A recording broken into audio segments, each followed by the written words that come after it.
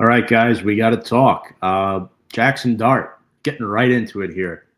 Thrown into the fire, named the Giants, week 4 starting quarterback. And this comes after an abysmal 22-9 loss on Sunday Night Football to the Kansas City Chiefs. And I'll discuss my thoughts on this, my reasons why I think Dart was named the starter, what this means for Brian Daboll, what this means for Russell Wilson, Joe Shane, etc., and most importantly, Jaxson Dart. Um, so let's get right into it, folks. If you are new to the brand, make sure to check us out on all of our social media on Instagram, Twitter, and YouTube at Big Blue Avenue. We appreciate all of your support. So I was not expecting the move to come in week 4 until I saw Russell Wilson's performance on Sunday Night Football, specifically in the red zone. First off, congrats to Jaxson Dart. This is well deserved. I think he's done a good job the first 3 weeks on the sideline, listening, learning, you know, running some packages. I'm not thrilled that Dart is getting thrown out there on some running plays and then coming back out and then back in. It just seemed like it was too much of a mess for the Giants offense. And I am happy that Dart's starting. I just thought it wouldn't be until week 5 at earliest.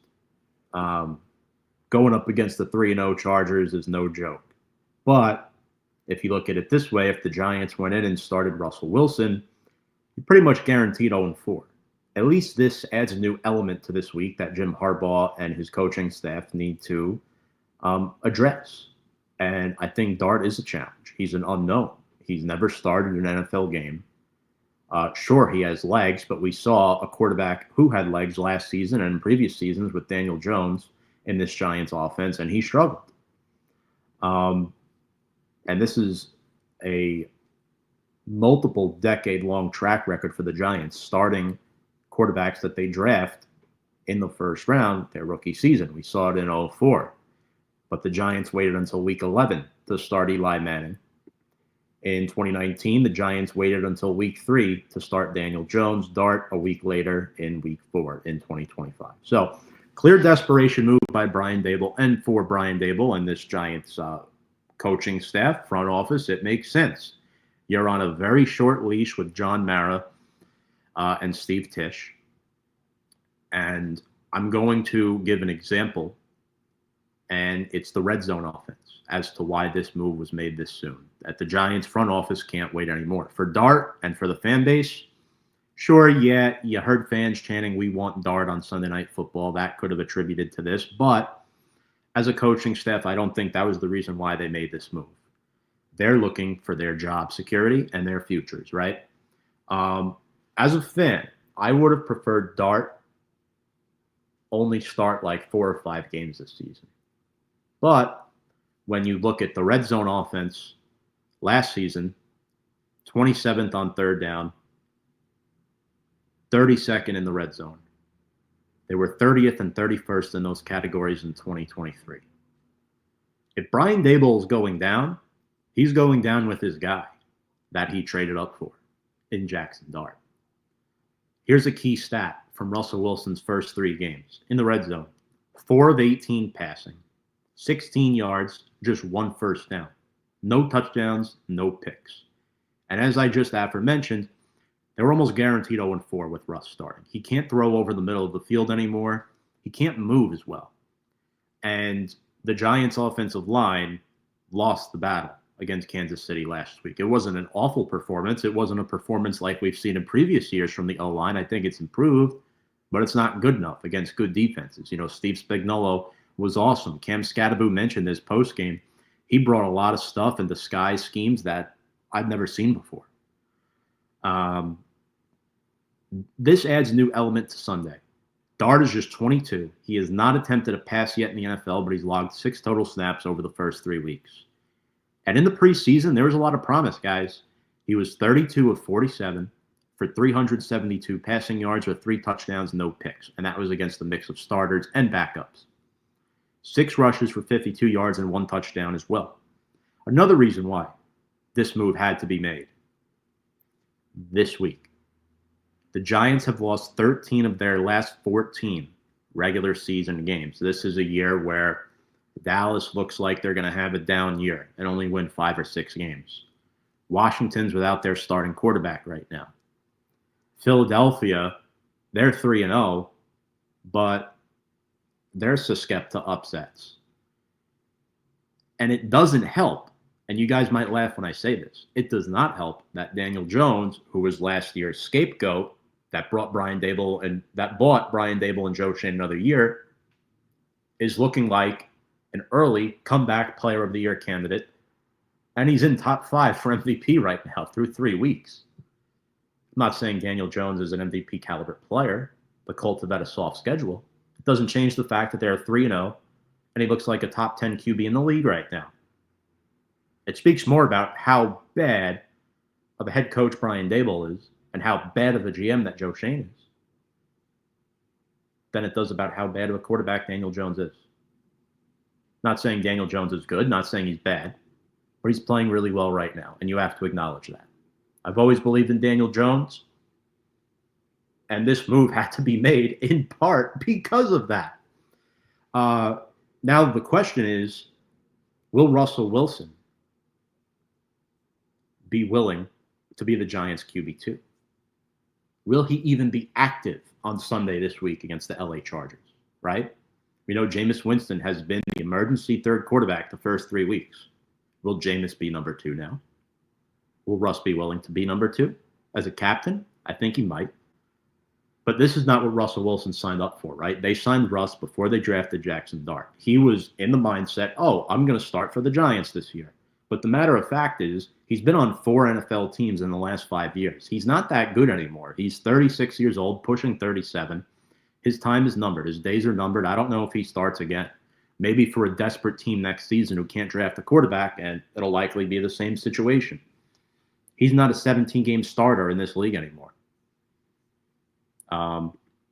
So, yeah, I think Russ will be released at some point this season. So, yeah. Now, the question is, how long of a leash does Brian Daboll have?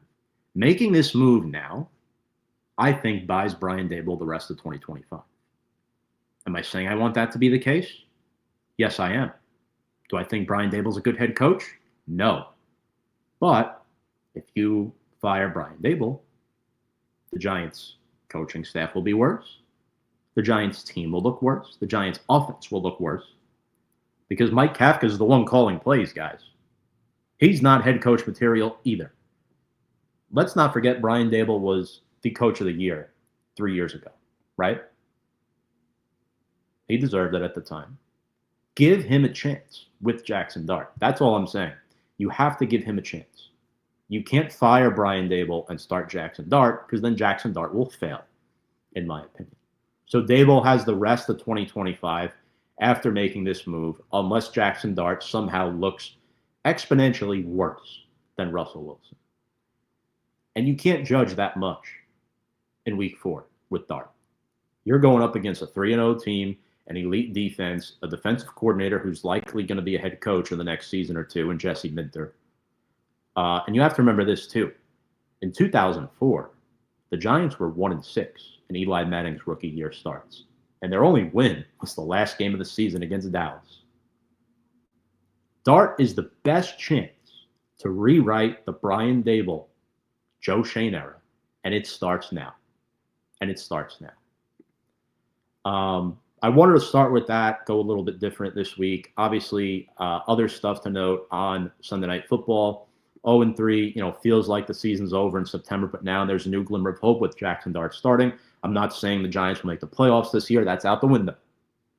The question is, will the Giants look like a respectable football team for the remainder of the season? And I don't know.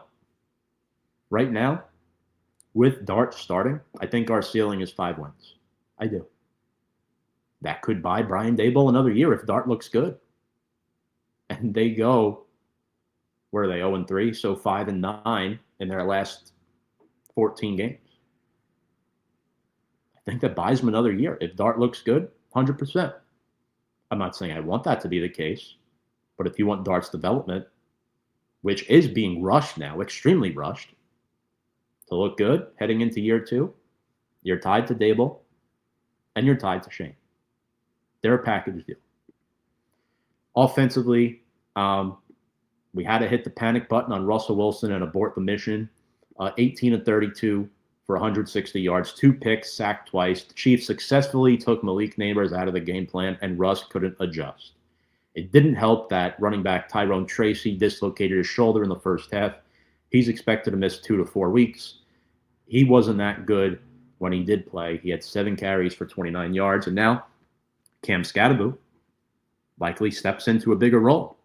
He had a breakout game. He had over 120 total yards. He had 10 rushes for 60 yards and 1 touchdown, averaged 6 yards per clip. That was that 13-yard touchdown run he had.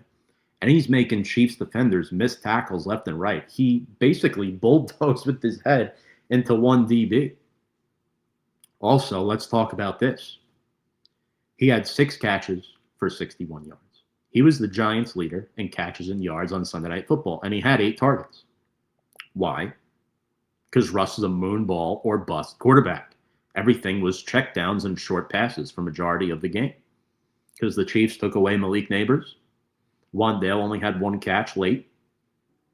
Nabers had no catches in the first half. He finished with 2 catches for 13 yards. Even with Daniel Jones as quarterback last year, and Tommy DeVito, and Drew Lock, Nabers was putting up great numbers. Doesn't speak too good about Russ, guys, if Cam Skattebo is the leading receiver. And I love Skattebo. I think he's a future starter. Well, he is going to start now because Tracy's out the next few weeks. He might go on short-term IR. I think Scat's going to be great with Scat, Dart. That brings new energy, new excitement to this Giants team, and that's what we want. That is what we want to see. Defensively, Giants looked okay, but it wasn't good enough. Brian Burns had 6 tackles and a sack, his 4th of the season. He now has a sack in pretty much every game. Had 2 passes defended as well. Landed a little awkwardly on one play. I got a little nervous, but I think he's okay. Drew Phillips had an up-and-down game, 5 tackles, TFL, 2 passes defended, 1 critical defensive holding. That really hurt him. And then Abdul Carter, I thought, started to show some signs that he is alive and that he's a good player. 4 tackles, 1 TFL, and 1 QB hit. He's getting pressure. He's doing things in a lot of ways. He played some inside linebacker next to Bobby Okereke, the role that Mike McFadden would normally fill. And, he struggled on some plays, but he was good on others. Mahomes didn't break the bank rushing-wise for Kansas City. I thought they did a good job of containing Mahomes' legs. I really do. Devin Singletary returned kicks for the Giants. Now he'll be the RB2. We'll likely see Turbo Miller as one of the practice squad elevations, so you add that player as well into the mix. And Jim Harbaugh, look, I think the Chargers should be favored by a touchdown in week 4, but you got to prepare for all sorts of new players. Now, if I'm Brian Daboll, I activate Thomas Fidone on game day as well. Why not? What do you got to lose? Just bring so many new weapons into the equation. You're desperate. You're 0-3. Something's got to change. Activate Fidone. Why not? I want to see him. Don't you? All right. Offensive line. Andrew Thomas on a 25 snap count limit gave up 0 pressures. John Runyon gave up a sack and 4 pressures, 1 QB hit. Center John Michael Schmitz allowed 3 pressures. Right guard Greg Van Roten had 2. Right tackle Jermaine Illuminor had 1 pressure. I know there's rumors. Are the Giants going to extend Illuminor midseason? He's on a contract year because he did sign a 2-year deal at the beginning of the last offseason in 24. I think they will bring him back, but I don't think they're trying to worry about extending him right now.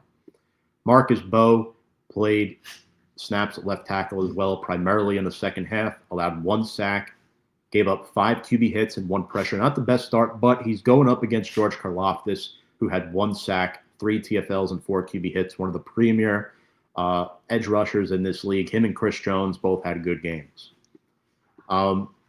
Key takeaways from this game: Giants had 7 penalties, 2 turnovers, and 1 of 3 in the red zone.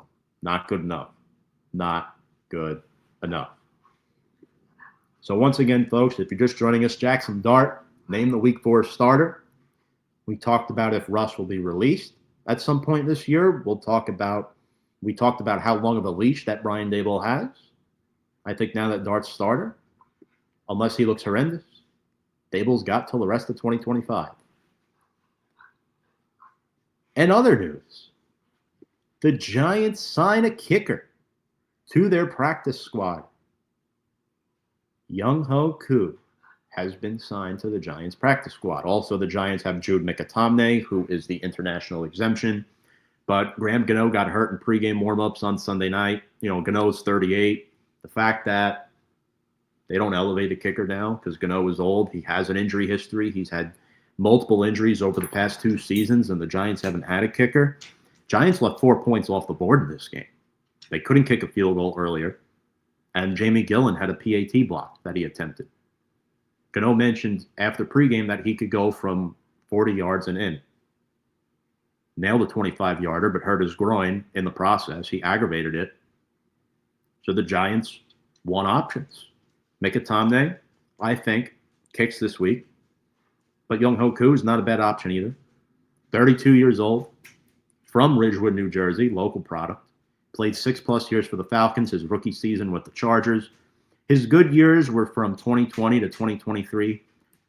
Big issue last year, and part of the reason why he got released from Atlanta. Just 25 of 34 on field goals last year. He was 2 for 3 on field goals this year for the Falcons in 1 game in week 1. To make room for Koo on the practice squad, the Giants waived Tamon Fox and wide receiver Xavier Gibson with no recall. So those 2 players are gone. See if they bring Fox back at some point. But the big news, guys, heading into week 4, Jaxson Dart has been named the week 4 starter. Folks, let me know what you think in the comments section below. I'm excited. This is pretty much the only element of excitement that we have right now as Giants fans. Dart starting week 4, Skattebo starting week 4. Man, I mean, if you have a chance against a 3-0 team, this is the slimmer of hope that you have. That Jaxson Dart is starting in week 4. All right, folks, let me know what you think. Make sure to check us out on all of our social media on Instagram, Twitter, and YouTube. And without further ado, let's go Big Blue.